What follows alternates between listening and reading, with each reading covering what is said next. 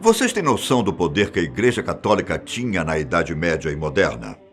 Agora imaginem um homem que no tempo em que a Inquisição queimava mulheres vivas, acusadas de bruxaria, resolveu desafiar a Igreja Católica.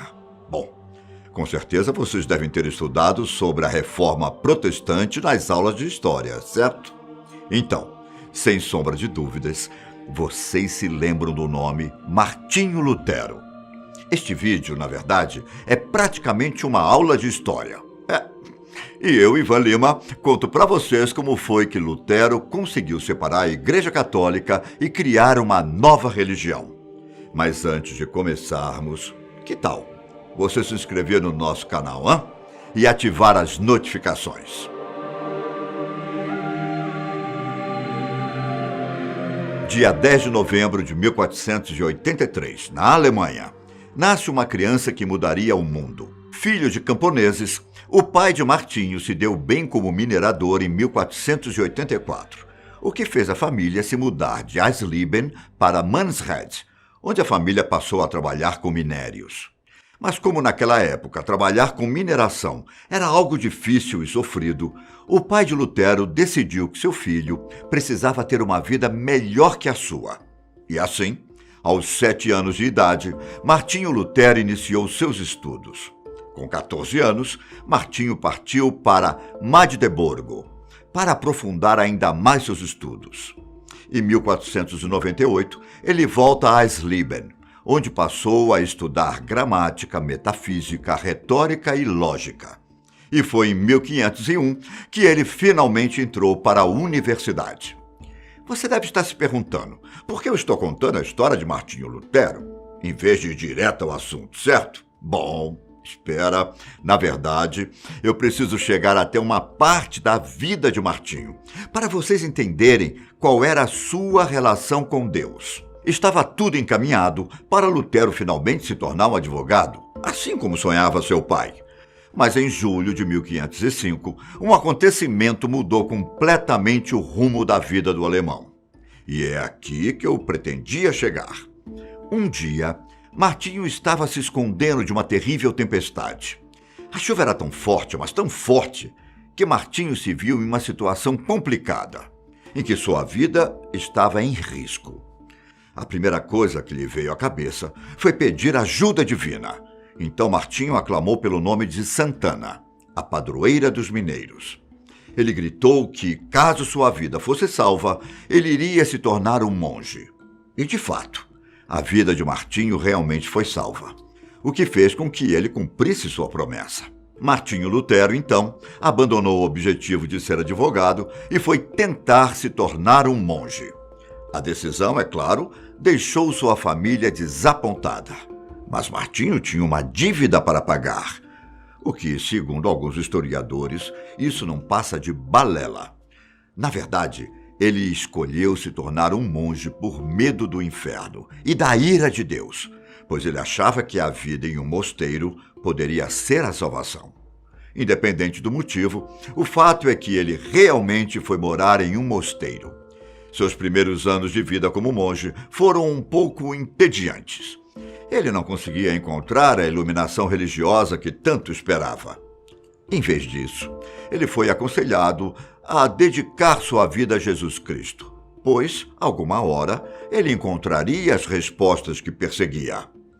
Quando Lutero tinha 27 anos, ele foi convocado para ser delegado em uma conferência da Igreja Católica em Roma. Porém, todas as expectativas que Lutero tinha sobre a igreja foram por água abaixo. Ele ficou encabulado com a imoralidade e com a corrupção, com as quais se deparou entre os padres católicos. Toda a imagem que Martinho tinha sobre a pureza dos líderes religiosos foi destruída. A impressão que ele teve foi de um lugar sombrio, com pessoas que se aproveitavam da fé das pessoas para enriquecer. Ao voltar para a Alemanha e se tornar um frade agostiniano em 1507, Martinho começou a lecionar na Universidade de Wittenberg, que hoje leva seu nome. Em 1512, Ele então se tornou doutor em teologia. Em 1513, enquanto ele estava estudando as Escrituras Sagradas, lendo a primeira linha do Salmo 22, onde Cristo pedia misericórdia na cruz, ele lembrou da sua decepção com Deus e com a religião. Anos depois, ao preparar uma palestra sobre a Epístola de Paulo aos Romanos, Martinho Lutero leu a seguinte frase: "Os justos viverão pela fé." Para finalizar, Lutero enxergou que o segredo para a salvação espiritual não era ter medo de Deus ou seguir cegamente os ensinamentos da igreja. Era muito mais simples do que ele imaginava. Bastava ter fé. Nesse momento, ao ter todas essas percepções, deu-se início à Reforma Protestante. Mas afinal, o que foi que Martinho Lutero viu na Igreja Católica que o deixou tão indignado? Era algo muito comum entre os líderes católicos a prática da simonia, que era basicamente a compra e venda ilícita de relíquias que supostamente eram sagradas. Mas, na verdade, eram relíquias falsas. Os fiéis compravam objetos que eram ditos terem pertencido a Jesus Cristo ou mesmo a algum santo. Além disso, havia a venda de indulgências, uma outra forma também de arrecadar dinheiro. A venda de indulgências se baseava em alegar que as pessoas poderiam alcançar o perdão por seus pecados fazendo boas ações ou pagando à igreja. Ou seja, pediam dinheiro para os fiéis em troca de um pedacinho no céu. Outro fato que deixou Lutero enfurecido foi sobre a leitura da Bíblia, que na época era só comercializada em latim. A venda da Bíblia, em outro idioma, tinha como objetivo manipular as pessoas, já que os encontros religiosos eram mediados pelos padres, que podiam evitar que houvesse uma interpretação diferente que não se encaixasse com o pensamento da Igreja Católica. Diante de todos esses fatos, Lutero ficou fora de si e com muita raiva do Papa Leão X. Pensando em alguma forma de confrontar a Igreja Católica, Lutero resolveu colocar toda a sua indignação no papel. Ele escreveu um documento falando de todos os pontos com os quais ele discordava da Igreja Católica. No dia 31 de outubro de 1517, ele fixou na porta de uma igreja esse documento, que eram as 95 teses. Na verdade, mais que isso, ele fez um convite para o debate na comunidade acadêmica, desafiando a autoridade da igreja. Vocês têm noção de quão ousado Martinho Lutero era? Um homem que confrontasse a palavra da igreja naquele tempo poderia facilmente ser morto. As acusações de Lutero envolviam as indulgências e como a igreja estava corrompendo a fé das pessoas. Cópias dos documentos de Martinho rodaram por toda a Alemanha. E em pouco tempo, toda a Europa também teve acesso às 95 teses. Diante desse contexto, a igreja precisava fazer alguma coisa. Em 1518, em uma reunião, a igreja decidiu dar uma chance para Lutero se retratar. Era uma oportunidade para ele pedir desculpas e evitar as consequências. Mas, como eu citei, Lutero era um homem ousado e desafiador. Ele disse que de modo algum se retrataria, a menos que alguém provasse que ele estava errado. Ele também disse que o considerado infalível Papa, assim como qualquer homem, também podia estar errado. Se sentindo ofendido, em 1520, o Papa emitiu um ultimato ameaçando excomungar Lutero. E, de fato, em janeiro de 1521, Martinho Lutero foi excomungado pela Igreja Católica Romana. Nesse mesmo ano, a Igreja censurou os documentos de Lutero e o declarou um herege condenado. Isso fazia dele um homem procurado pelas autoridades. E Lutero foi obrigado a viver escondido por um tempo. Enquanto estava recluso, Martinho Lutero teve a grande ideia de traduzir a Bíblia para o idioma alemão, para dar oportunidade às pessoas de interpretarem as Escrituras Sagradas. Tendo em mente que ele poderia criar a sua própria igreja, Lutero resolveu colocar seu plano em prática. E assim criou o luteranismo.